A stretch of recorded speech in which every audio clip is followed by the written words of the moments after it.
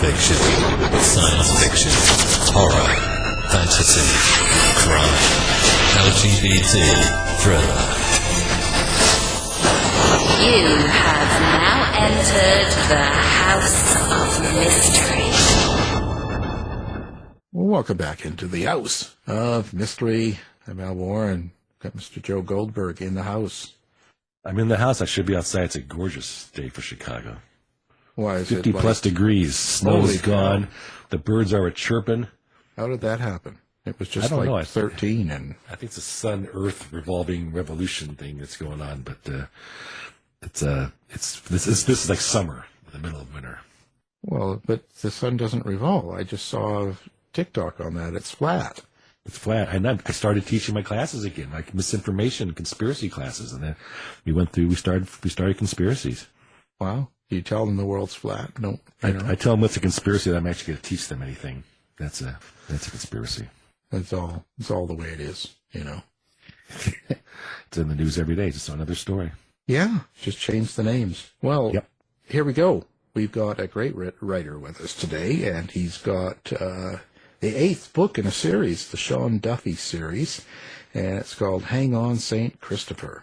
So, Adrian McKinty, thank you for being on the show. It's a pleasure to be here. I have no weather observations. Oh, you know? Where are you located? I'm in New York City at the moment, but it's sort of just a gray sky, standard winter day. Nothing special. You can have it. We have a blue sky here. We're not going to give it to you. No, it's just standard, Chicago. depressing New York winter here. And see, but Chicago can go up and down like a toilet seat, right? Yeah, tomorrow will be blizzard morning or something. Yeah, so enjoy it. Life is short. Especially if you're in an Adrian McKinty book. Yeah, especially if you're someone that is Duffy's after. Listen, so book 8. Did you expect to have 8 books in this series when you started writing it? 100% not. I expected that when I wrote the first one, I wrote it as a standalone, and I expected it to do catastrophe badly and maybe garner a couple of reviews and then just disappear into oblivion.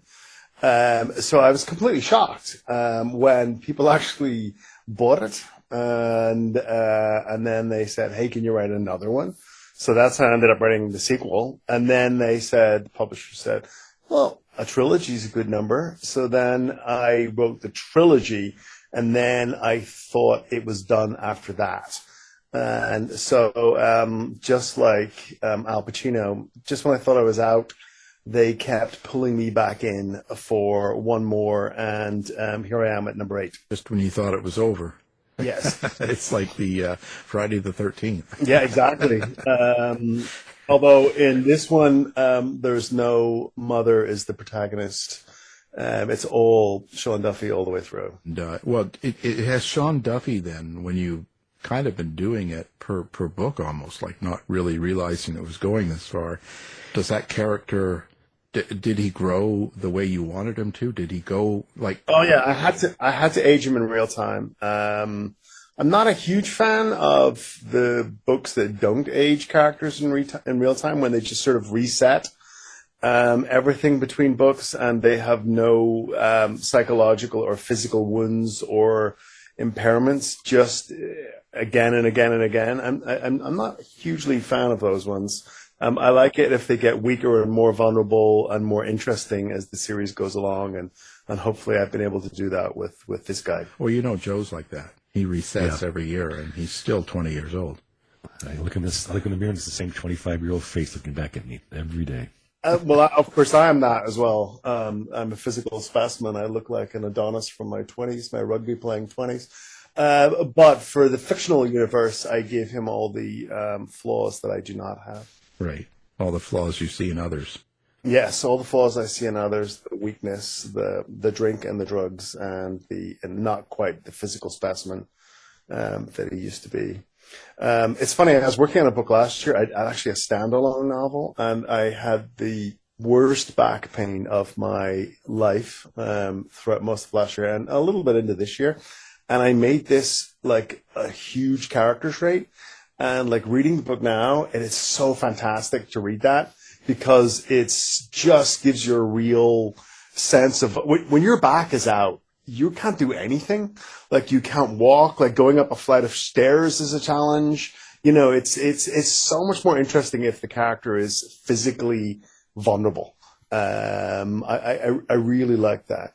Whereas a Superman who can just do anything they want, to me, that's not quite as interesting. Well, that was actually my question. It's like, how do you pick the flaws? Or some that you stay with? Or did you know that Detective Inspector Sean Duffy was going to end up being, because as he built him, he was going to end up being a certain way when he got there? Yeah, I mean, I cheated right from the start because I knew where I was going to have him. I was going to have him grow. I'm from North Belfast in Northern Ireland, and I knew I was going to put him on the street where I was born and grew up. Which is like about a 90% Protestant working class street. So I thought, well, this is an easy one. If I'm going to put a cop in that street, living amongst those people, first of all, there's got to be lots of layers of friction and antagonism. So making a policeman, job done. That's great. They don't like cops. Number two, got to make him a Catholic. That was an easy one because it's a 90% Protestant street. Number three, it's a very, very working class environment, so I'll make him a bit middle class. You know, he's got middle class sensibilities and tastes and things like that, so that'll be a friction line. And then I thought the fourth and best one of all was they're all from Belfast, and I'll make him come from Derry. So they're automatically suspicious of everything that he says and does. And I thought, you know, Adrian, if you can't make hay out of this malarkey, then you're just not trying. You know, because it's just all these interesting fault lines. So this new number 8 here, you're in July of 1992, it looks like. Is there a reason you picked that particular time and go back into Belfast? Yeah, I've been aging him since I started. The first book began in 1981 with the hunger strikes. So, I mean, Belfast is the apocalypse back then. It's like, there's a bombing and a rioting, and basically every single night, violent deaths, riots. The city itself is a complete wasteland. And that's been going on for a decade now. And in July of 1982, if you sort of research the politics and the history of it, that's when the peace process is really beginning in earnest. And it's not beginning in any public forum. It's beginning with intelligence agencies. So it's actually the IRA and MI5 are talking. The CIA is talking. The government at very high levels is talking at ministerial level and prime ministerial and presidential level even. So there's all these high level talks are going on behind the scenes and under the surface. And then the very next year, 1983, is the start of the official peace process, and all the paramilitary factions start to go on ceasefire. And then the war kind of winds down over the next 3 or 4 years before finally the Good Friday Agreement comes and that puts an end to everything. But 1992 is the critical year when everything is happening beneath the surface. Adrian, here's a question. I'm sure you've been asked this before, but I'm an American, and you're talking, you know, metaphysics. These are things that are the past. I mean, I'm old enough to remember them, but we didn't live them. It's something we just don't know. So how do you write as a fiction author to get us, a pretty big market, to say, oh, that's interesting for me to read 8 times over through my stories and through my characters? Well, I mean, yes, that was a huge issue. And in fact, I'd never written about Northern, you know, I've been a thriller writer, or mystery writer for the last, I think I published my first book in 2004. So 20 years now I've been doing it. And for the first 8 or 9 years, I never wrote about Northern Ireland. I was discouraged by every editor I ever met. And every time I'd go to like a book fair, like Frankfurt Book Fair, New York Book Fair, and talk to people about my ideas, they would always say, never, ever write about Northern Ireland. So I didn't. I wrote about basically every place I'd ever visited in my life. I wrote a book about Cuba. I wrote a book about New York. I wrote a book about Denver. I wrote a book set in Paris. And I just didn't write about Northern Ireland because, as it was explained to me, look, nobody in Northern Ireland wants to buy these books. So you don't have a home market because they're just sick of the whole business. Nobody in the Republic of Ireland will ever buy any of these books because, again, they're very, very sick of it. Everybody in England wants to forget that this ever happened, and nobody in America has a clue about what you're talking about. You know, for most American readers, it's The Quiet Man and John Wayne. You know, that's their view of Ireland. So it was a huge sort of challenge to overcome, you know, that inertia or that block. And so I just had to kind of suck it up and write it. Like when I started writing the first one, I was so depressed writing the first couple of pages. I thought, well, clearly this is Belfast, 1981. What the hell am I going to do? And I kept writing the book, and it kept staying in Belfast in 1981. And then I thought, what the hell? It's such a weird, interesting noir environment. You know, just helicopters and war and soldiers on the streets and Protestants fighting Catholics and everybody fighting the police and soldiers. And I thought, you know, it's like me as a kid watching a Vietnam movie. Like, I don't understand what the hell's going on, but eventually you just soak up the milieu and the atmosphere.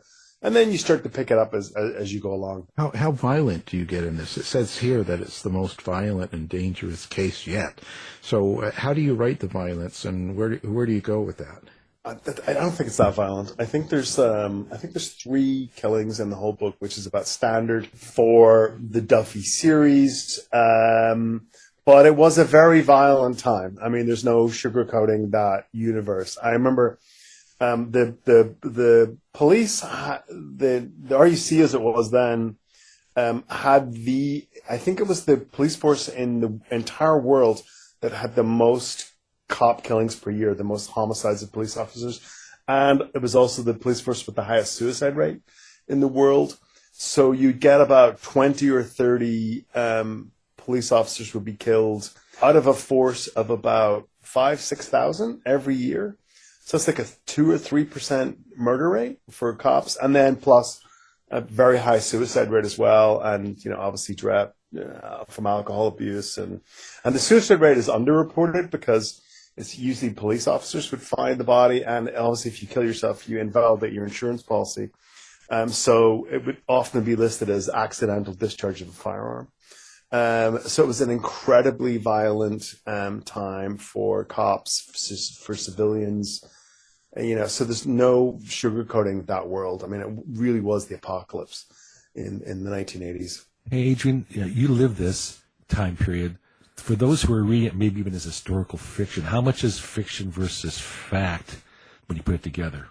Well, that, you know, each one of those, like you say, there's 8 books now. I don't really know how that happened, but each one of the books is based on real stuff. So they're all based on real stories, real incidents. You know, you do have to take them through the libel lawyers with every book. The first one I did was about this British, people didn't believe me at the time, but it all came out to be completely true. It was about this MI5 agent called Steak Knife. That was his code name.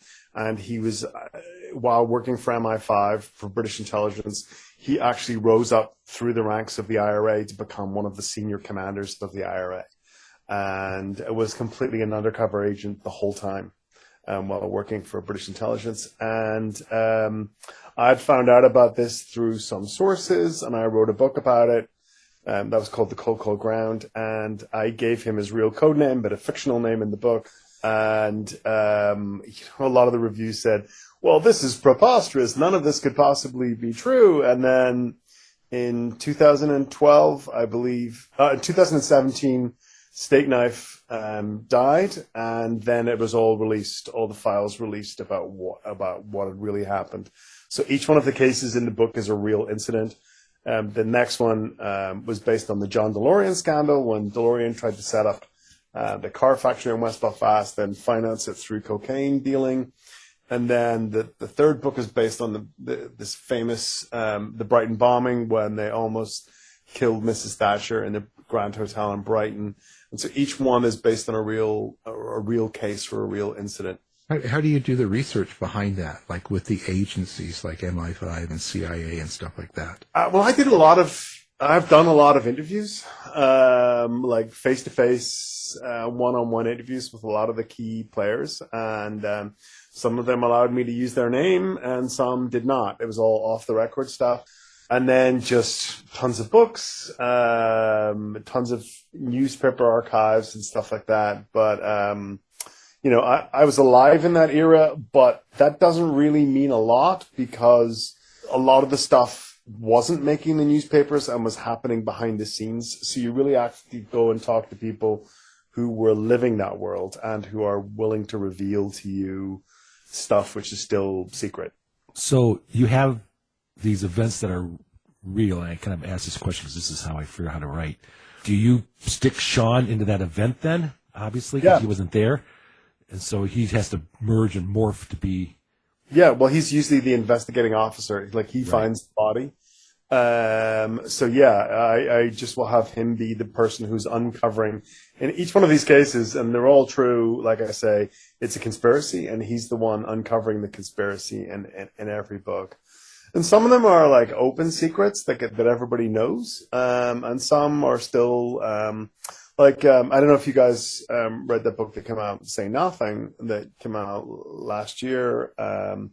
Patrick Radden Keefe was writer for the New Yorker, and he wrote that book about all these killings in Belfast in the 1970s. I mean, that was billed as he had gone and uncovered these facts, but what he had discovered was pretty much an open secret in Belfast. So something that everyone knew, but just no one was willing to talk about on the record. And so that's also, part of the issue is this, a lot of people won't allow me to talk on the record, like put their names, but some people will. And so you just use the facts as the skeleton of the story.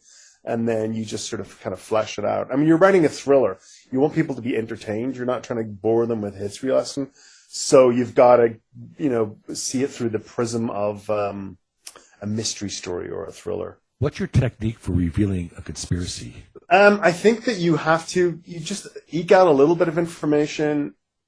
Like two of the books in the series are locked room mysteries. And those were by far the funnest to write because there's a lot of rules with the locked room mystery as a writer. You have to give the reader all the information. And you have to give them all the information pretty much by the midpoint of the story. Or 2/3 at the absolute outset, 2/3 point of the story, so they can put it all together for themselves. And hopefully they'll figure it all out before the detective. And that's considered not cheating. If when the detective reveals the story, the reader should go, "Oh my God, yes. There was that." It's cheating if a locked room mystery is revealed by magic or a supernatural solution, or you don't give a vital piece of information until the very end. Like, for instance, did either of you guys read The Girl with the Dragon Tattoo?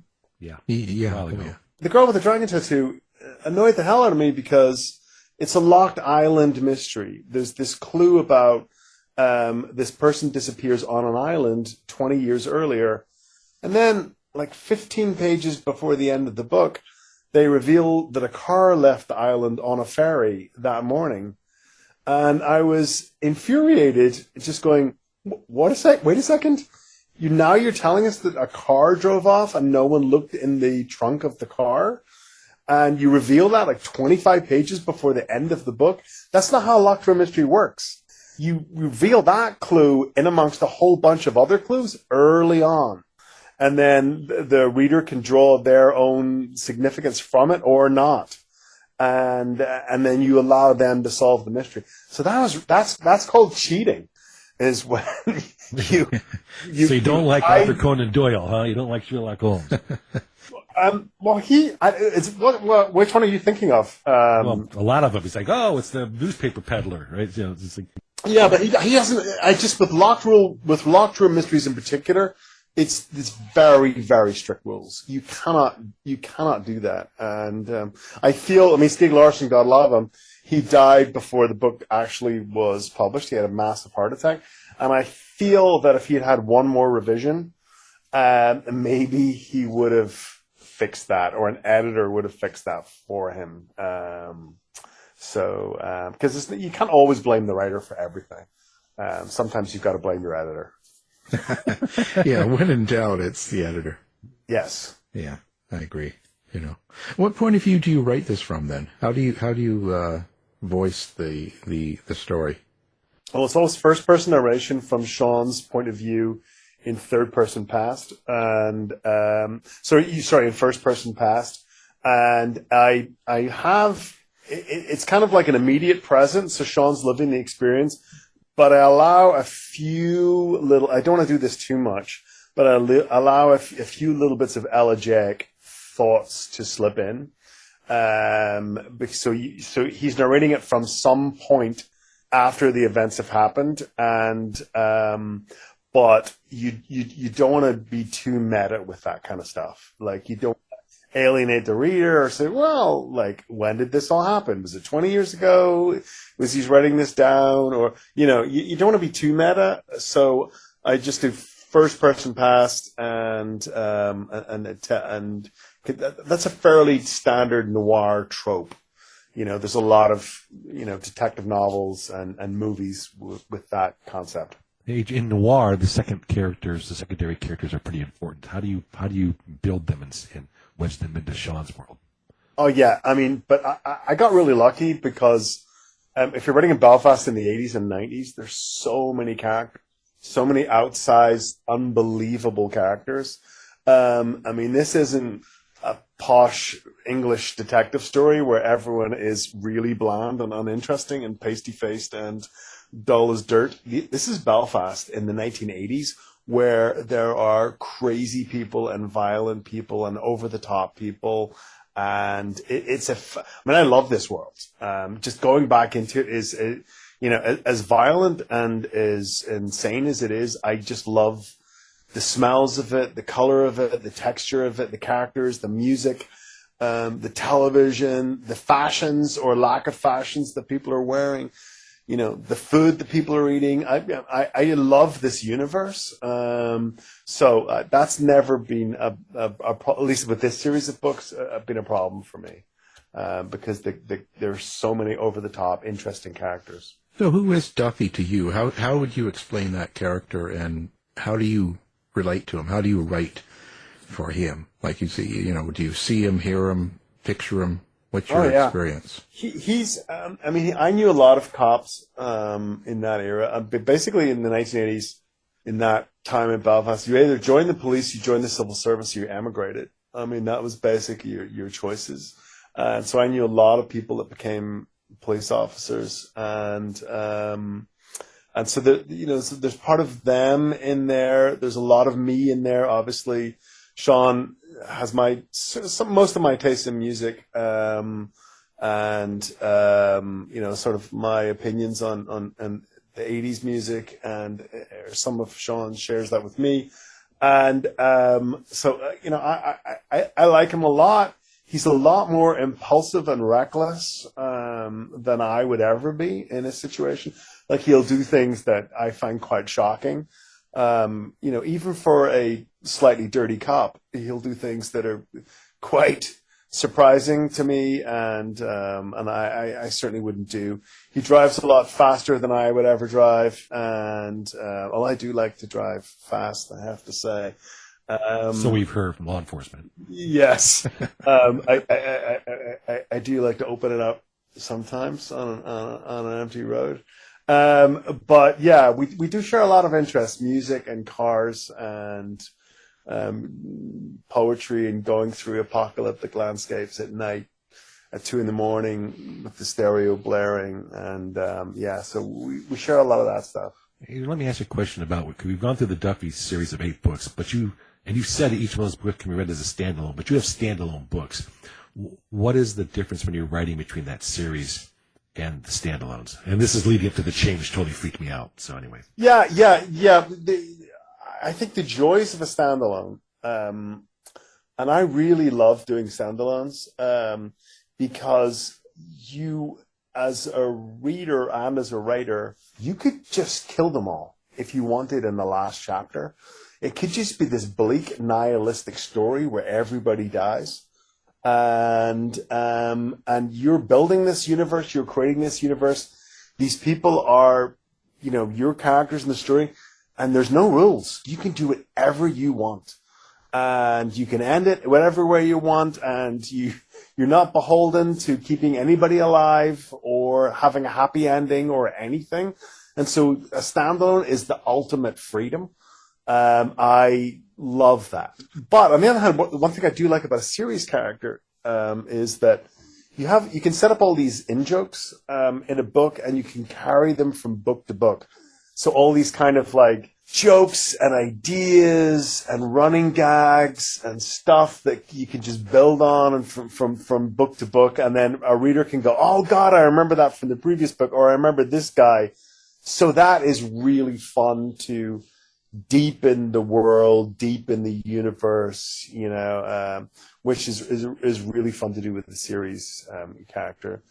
But again, the flow of the series is that if you've promised them there's going to be another book, well, they know the lead isn't going to die, and I think you do lose a little bit of tension there. Like I had a book, I think it was book 6, where it begins with him digging his own grave, and I really enjoyed that as a start. He's captured by a gang of terrorists, and the whole first chapter is him digging his own grave, and they're about to kill him. And you think to yourself, well, if there's going to be a book 7, I know he's not going to die.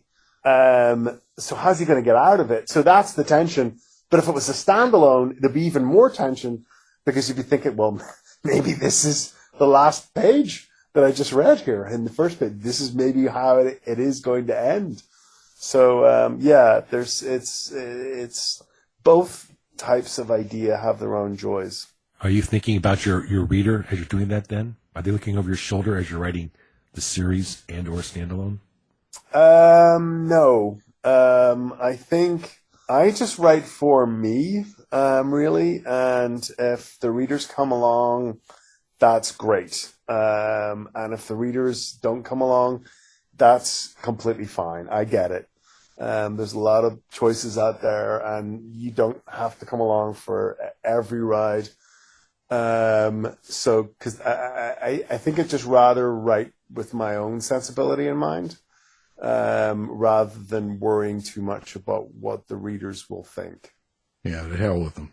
Yeah, those damn, Yes. no, don't even know damn reviews. Yeah. Well, I remember I met the great Dutch Leonard, Elmore Leonard, at the Miami Book Festival. After our event, we had a great chat, and Elmore Leonard famously has all these rules for starting a novel, and he says, never begin a book with weather, never begin it with description, never begin it with like a paragraph of describing the situation. Like, the way to begin it is always begin with characters and dialogue. That's how you begin a novel. And if you look at Elmore's books, they all begin like that. And I remember after the event at the bar saying to Mr. Leonard, I begin this book with the first page is all about weather and describing the place that they're in. And there's not a word of dialogue until like page 3. And he had a huge laugh about that. And he said, rules are made to be broken. You just have to suit yourself and not, just follow what your own path is, and don't worry overly about because that's how you really dig yourself in a hole. Is if you're constantly worrying what will the editor think, what will the reviewer think, what will the reader think. You just have to follow your own path. Yeah, I think so. It's being that the subject, like the setting, is so close to you. Is there something you wanted the reader to get out of this, like each of the books that you write, or is it just purely entertainment? Who was it? Sam Goldwyn said, "If you want to send a message, get Western Union." No, I'm not big into messages or giving people history lessons or anything like that. I just want them to enjoy the book, have their world enriched by the book, have their world enriched by the poetry and the characters and the experience. And, maybe fun is too strong a word, because the books go into some interesting terrain at times, but I want them to have a unique and interesting experience. Adrian, I'm going to turn here towards the chain. Sure. Okay. because when I read it, I said, the guy who wrote this is one sick bastard. All right? You put me on the, I told my wife about it, and I said last night, and I read this, I don't know, long when it came out. I said last night, I'm interviewing the author. Remember that book about the kids? Go, oh, that book, because she remembers my description of it, because I was so freaked out. Where, I know it's been a while, but that book was something else for me. Just it really, I read it a couple times just to kind of get the feel of how you did the first person female and everything else. Yeah. How did you do that? How did you get that tension? How did you get that idea? I mean, I don't know what you were eating, smoking, drinking, whatever happened, but it's such a good book. You know. Yeah, well, so I can tell you the exact genesis of that. So I've been working on series books for a lot, I think I've done 5 or maybe 6 in a row of the Duffy series, and I wanted to write a standalone. And I wanted to write a standalone where, again, as I say, there would be no rules. It would be the seat of your pants. You do not know if these characters are going to live or die or what's going to happen. So then I thought to myself, well, make it, the first decision I made was make it present tense. Make it present tense so it's completely immediate. And then I thought, make it each chapter begins with a timestamp. And then I thought, okay, so that's good. That's given me, what's the countdown? And then I thought, oh my God, what if, the worst thing that could ever happen to you would be if something happens to your child. What if your child is kidnapped? And then I thought, is there something worse than that? And I thought, well, what if the kidnapper is so insane, and then I started inventing that whole chain universe in my head. And I thought, oh yeah, I think this is crazy. I think this could actually work. And then I began, and that book just flowed. Some books take it. This current book took me a year to do, research, writing, editing. The chain, I think I wrote that in 90 days. Just from beginning to end, it just poured out of me. And it was also a book I wrote at night, because I had young kids living in the house then, and it's about 4 or 5 years ago. Both of them are now off to college. But so the house would finally get quiet about 11 o'clock at night. And that book was written, and I think it shows, from about 11 p.m. until about 4 in the morning every night for about 3 or 4 months. And it's a night book. It's a dark book. It's a book of momentum, and those are all, and I kept going until it was done. And anytime I get stuck, which didn't happen often, I have to say, because that one just really poured out of me. But anytime I did get stuck, I remember I had this little mantra that I would say to myself, so what's the worst thing that could happen now? I would have a little think, and I go, oh, what if that happened? And I would just go, yeah, that would be really, really bad. And poor Rachel, I put her through the mill, but I also wanted a character that you could put through the mill, but she would get stronger as the book went on. Like, she would grow in intensity, and she's quite a weak person at the very beginning. And by the end of the book, you're going, oh my God, do not mess with her. You have made the biggest mistake. And they have. They've made the biggest mistake of their lives, involving this woman who is a she-bear, a mama bear. They picked the wrong person. And that's what I wanted the reader to feel, because, you do see these extraordinary stories of resilience, of people, the eponymous situation of someone lifting the vehicle off their injured passenger, because the adrenaline and the emotions just flow through them. And I wanted that book to be, momentum, but this interesting character who grew as the story went on. You gave her a physical problem too at the very beginning and throughout the book. Yeah, so yeah, absolutely. Absolutely. I thought, what would be great if I know this is a terrible thing to say. It would be great if this is the worst day of her life. When she goes into her doc, she goes into Mass General in Boston, and they say, I'm really sorry, but your cancer is no longer in remission. It's returned, which is the worst day of her life. And that's the least of her problems. You're a really sick guy, okay? Yeah. And I thought, wow, she's coming out of the cancer doctor, and that's the best thing that's going to happen to her all day. With that news, and I just go, wow, that would be insanely terrible to do to your character, and from then it just flowed after that. Well, I'm going to have to ask you process questions. I read that book originally because it's a first-person female lead, which is what I'm writing right now, and I know she's a person. All that. How did you get? Is she based on somebody? How did you know how she would react to these different situations as a mama bear? That was a complete mystery to me, because she was there.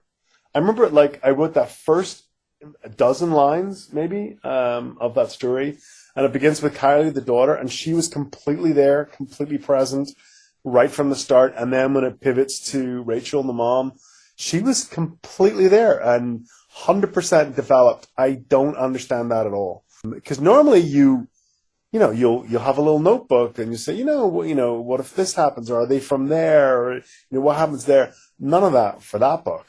No notes, no nothing. Just all the characters were 100% present. In fact, the book that was actually published was almost the first draft. I mean, which I never do. That never happens to me. And I've talked to Lee Child about that, and that's the way most of his books are. They're almost the first draft, every book that he publishes.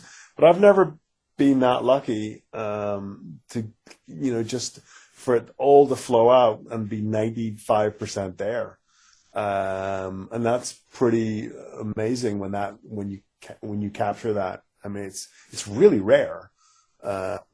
Unless you're Mozart, we all are scratching through the scores and changing things, but that's very, very unusual for me, anyway. You're a great author. Now I hate you too for doing that. We're such a great. I'm done, Al. I don't want to talk to him anymore.